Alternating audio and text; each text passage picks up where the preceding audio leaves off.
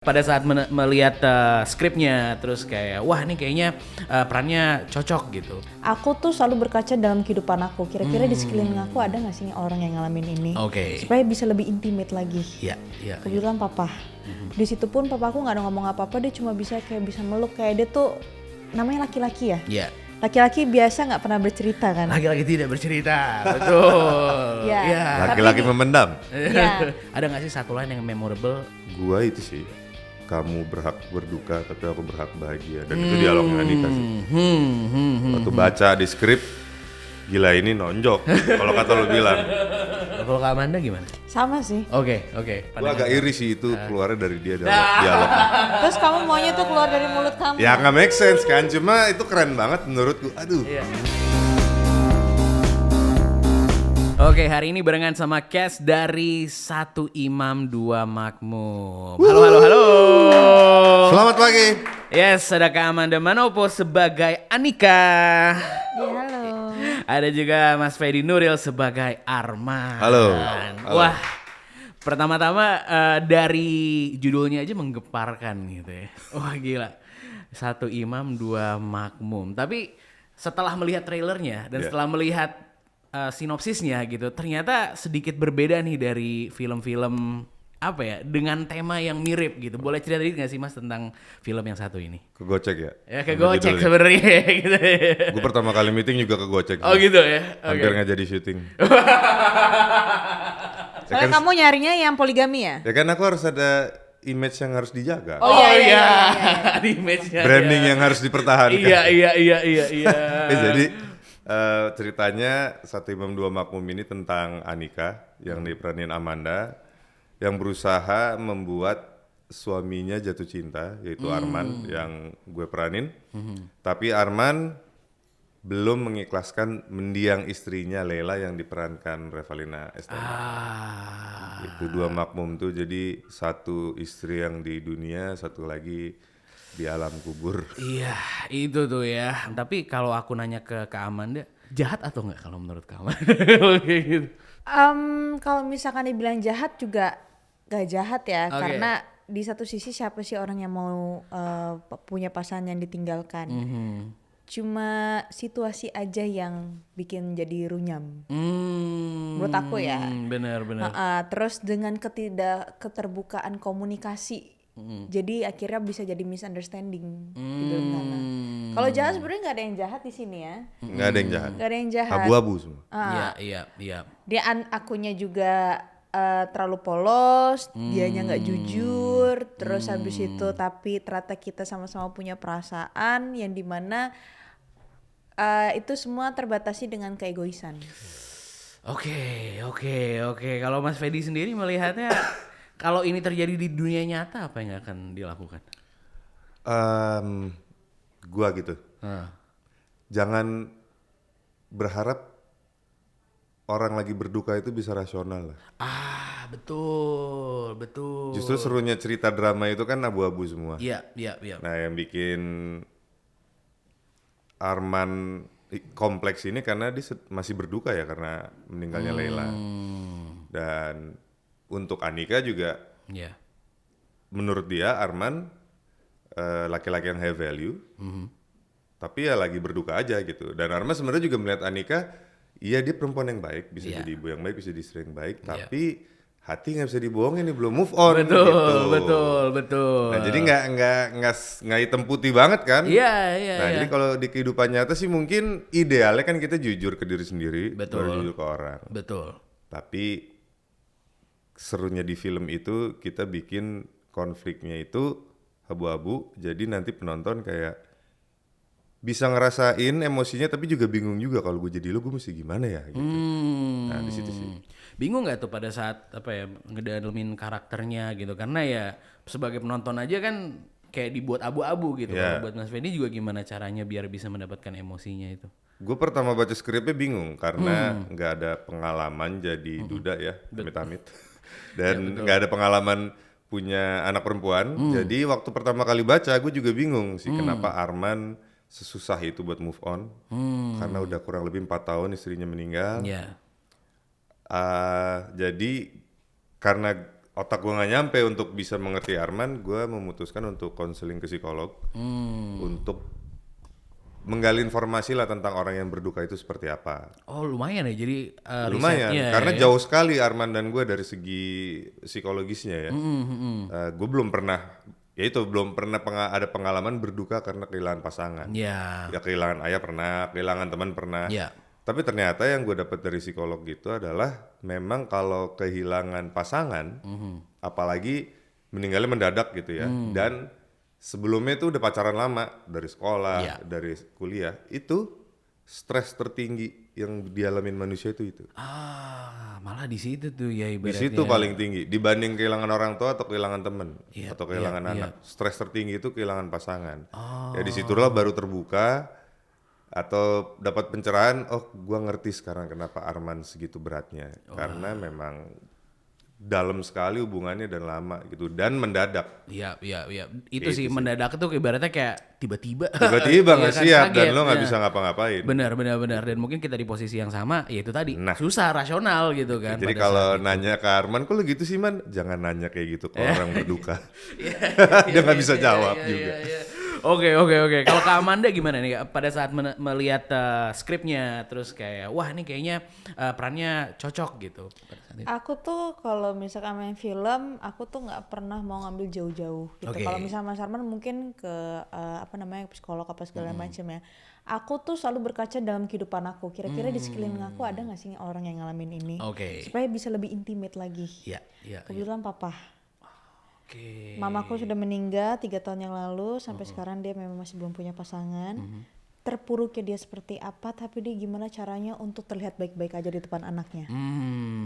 Benar. Dan dia tuh bukan tipe orang yang selalu bercerita. Tapi ketika kita memberikan sebuah kenyamanan, aku kasih nyaman ke papaku, di situ pun papaku nggak ada ngomong apa-apa, dia cuma bisa meluk, kayak dia tuh namanya laki-laki ya. Iya. Laki-laki biasa nggak pernah bercerita kan. Laki-laki tidak bercerita, betul. Ya. Iya. Laki-laki memendam. Ya, tapi kan kalau misalkan seorang anak memperlakukan itu ke papanya, itu intimate tuh kayak kalau misalkan aku bayangin aku jadi pasangan papa, mungkin papa pengen dirangkul, nggak usah ngomong sabar, nggak usah ngomong ikhlas, itu ada kata-kata yang basi menurut aku. Tapi kalau misalkan kita bisa selalu ada, kita bisa memberikan dia space dulu sebentar, kita kasih sesuatu hal yang kayak bikin dia bahagia, jadi teman ngobrol lagi, karena menurut aku memang pasangan itu orang tua apa segala macam kita kan dititipkan sama orang tua, tapi kita akan menjalani hidup bersama dengan pasangan. Ya. Dan kalau misalkan mamaku meninggal duluan, itu yang lebih sedih papa, karena apa, dia yang kena duluan. Pacaran, nikah, sampai punya anak satu, struggle-nya pernikahan seperti apa, caranya apa benar-benar menjalani hidup sebagai seorang rumah tangga. Ketika ditinggalin, dia sekarang tinggal sendiri dan dia harus menjaga 2 anaknya, sama-sama perempuan lagi. Jadi aku di sini kan aku tidak punya pengalaman seperti Arman, tapi aku gimana cara belajar untuk menenangkan Arman. Ya, tapi kalau boleh tahu di filmnya itu sendiri Anika tuh orangnya seperti apa sih? Ya pasti pada dasarnya baik aja sih dia. Baik, pokoknya menurut aku memang sebaik-baiknya dia tetap manusia sih. Jadi ini yang bikin seru di film ini, nanti kita lihat. Oke. Kalau untuk chemistry sendiri gitu, apakah itu butuh waktu yang cukup lama untuk dibangun? Apalagi ini kan ada 3 orang gitu dinamikanya. Kalau chemistry gak sesusah itu, karena kan gue udah pernah syuting sama Manda sebelumnya di film Bella Esok Ibu Tiada. Jadi udah cair lah, gitu, udah nggak kaku. Tapi memang metodenya beda, karena di sini suami istri kan, di film sebelumnya adik kakak. Jadi memang lebih deep ngobrolnya, lebih soal cinta, soal kesetiaan, soal hubungan keluarga, soal berduka. Ya lebih dalam lagi sih, jadi karena kita menggali psikologis manusia terdalam seperti Arman yang berduka itu. Dan soal Anika yang di saat dia udah stuck di sebuah pernikahan, kan ya nggak semudah itu kan nikah terus langsung memutuskan pergi segala macam. Nah dia tetap harus dilema, apakah gue tetap berusaha atau udah tinggalin aja, karena ya kembali ke abu-abunya di film ini. Ya Arman orang baik, cuma lagi berduka aja. Dan Arman juga ngeliat Anika perempuan baik, jadi nggak yang kejam udah kita udah nikah, ibu udah lihat, udah keluar lo sekarang nggak diusir juga gitu, karena ya tahu ini kompleks nggak, karena semua orang-orang ini baik kok, tapi ada baggage masing-masing aja gitu. Benar. Yang harus diurai satu-satu. Iya, kadang dalam hubungan tuh nggak ada yang jahat, dua-duanya melakukan yang dilakukan pada saat itu, tapi memang situasinya tidak mendukung kali ya. Dua-duanya mikir melakukan yang baik. Padahal belum tentu. Betul. Niatnya pada baik. Niatnya baik. Caranya mungkin salah. Betul. Ada nggak sih satu line yang memorable yang bisa dikasih tahu buat Opal Gengs? Gua itu sih, kamu berhak berduka tapi aku berhak bahagia, dan itu dialognya Andika sih. Waktu baca di skrip, gila ini nonjok kalau kata lu bilang. Iya, apa maksudnya orang berhak berduka, tapi kan susahnya adalah bukan berarti dia berhak membuat sekelilingnya juga ikut down gitu loh. Itu. Gitu kan. Nah, dan itu tentu susah karena orang lagi berduka kan nggak rasional. Dan yang lucunya, skenario kan suka ada beberapa draft tuh. Terus keberapa hilang dialog itu. Oke. Sebelum mana dialog yang itu gitu kan. Iya. Dan lucunya lagi itu orang desain PH-nya tuh udah bikin logo yang akan ditempel-tempel di kaos segala macam lah. Oke. Udah mulai nanya-nanya kira-kira yang lebih cocok yang mana gitu. Tahu draft baru keluar, ini dialognya mana gitu. Iya. Nanya ke Mbak Rati Kumala yang nulis skrip, nanya ke Mbak Kay sutradara, dan mereka juga bingung, nggak notice tiba-tiba hilang. Gue lebih kasihan yang desainernya aja sih. Dia udah bikin, nggak tahu pas filmnya tayang, lah mana dialognya kok nggak ada. Oke. Jadi itu sih, itu nggak tahu ya. Itu menyedihkan, ironis, tapi ya keren kedengerannya. Kalau Kak Amanda gimana? Sama sih. Oke. Gue agak iri sih itu keluarnya dari dia dialog.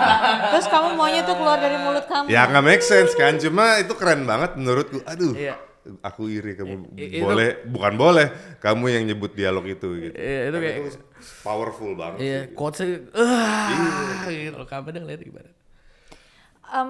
Makanya pas di situ aku ngomong kayak gitu tuh kayak itu sebuah kata yang sebenarnya nadanya juga yang enggak yang teriak-teriak atau apa, tapi aku harus ngeluarin tuh bener-bener full meaning banget gitu loh. Bener-bener sebuah hati yang kayak nih lu rasain deh, ini kekecewaan gue. Tapi nggak mau nyakitin tetap.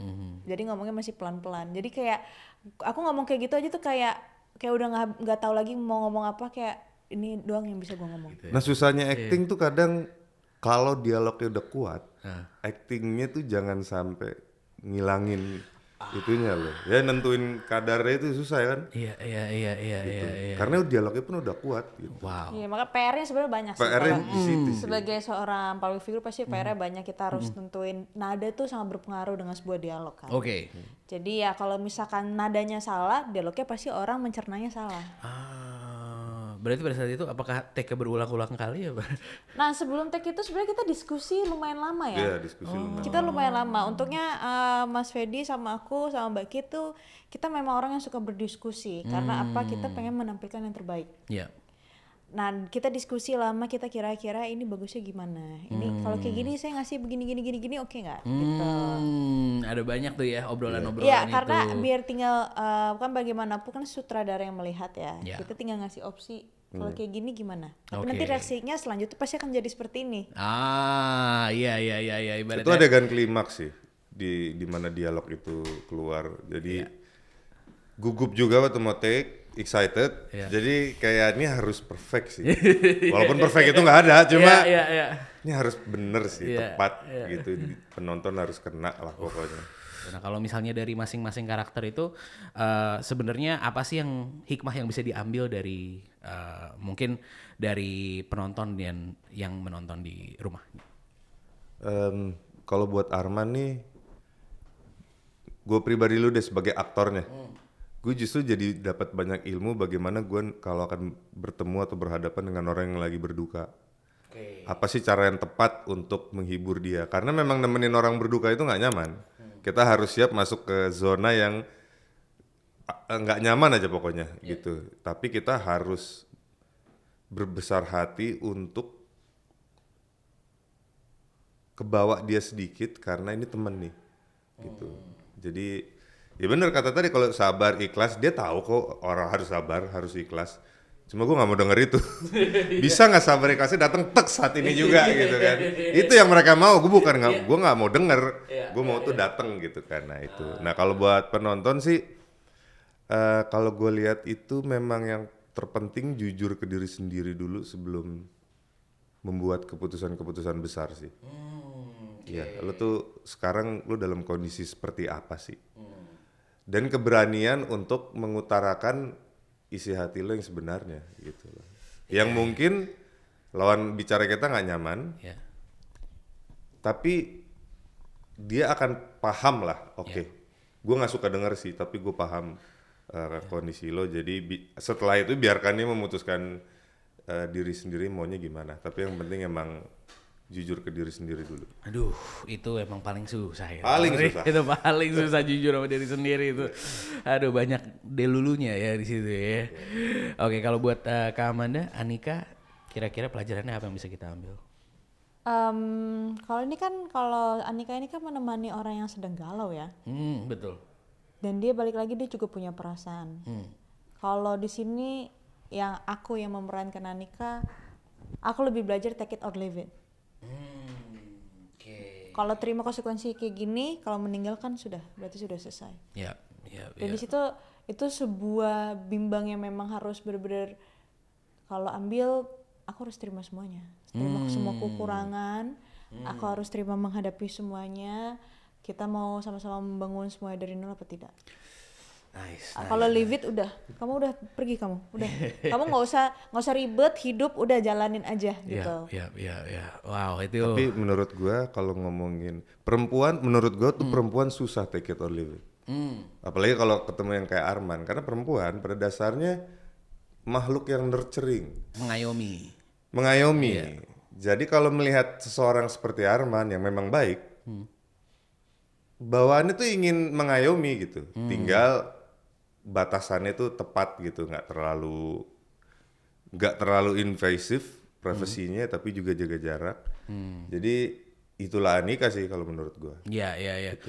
Dia sadar banget, gue bisa nggak bahagia nih kalau gue bertahan di sini. Tapi jiwa nurture perempuannya itu tuh muncul karena dia tahu ini orang baik kok, cuma emang belum move on aja. Wah, gila sih. Makanya Anika sempet ada, pokoknya kita lihat nanti filmnya seperti apa ya.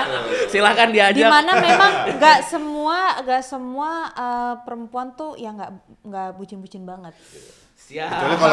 Kecuali kalau red flag banget sih, mungkin leave it-nya cepet ya. Kayak kasar, verbal abuse. Mungkin leave it-nya cepet gitu. Ya, tapi kalau ini kan pasti ada sebab dan akibat. Jadi itu keputusan yang pasti sampai akhirnya terjadi seperti itu tuh kayak akhirnya Anika mempunyai statement. Nah, makanya nanti nonton deh. Gila. Ini udah ngomongin tentang hubungan, dinamikanya, kesedihan. Karena Anika ini kan juga ada punya background checknya dia sendiri kan. Cerita yang tidak diceritakan. Nah, dia itu dibangun lewat dari keluarga yang seperti apa dan kenapa jadi dia begini. Jadi dia mempunyai beban juga. Jadi Anika ini mencoba untuk menjadi penyembuh orang yang luka padahal dia terluka juga. Wah, seru. Boleh silakan ajak Opal Gengs buat menonton filmnya. Oke, Opal Gengs, ayo nonton film 1 Imam 2 Makmum mulai tayang di bioskop tanggal 16 Januari 2025 di semua bioskop Indonesia. Ya, ajak keluarga, ajak temen, terutama ajak calon yang mungkin situasi hatinya seperti Arman. Semoga habis nonton film ini dapat inspirasi untuk bisa membuat keputusan yang tepat. Alright, terima kasih banyak. Thank you. Terima kasih banyak.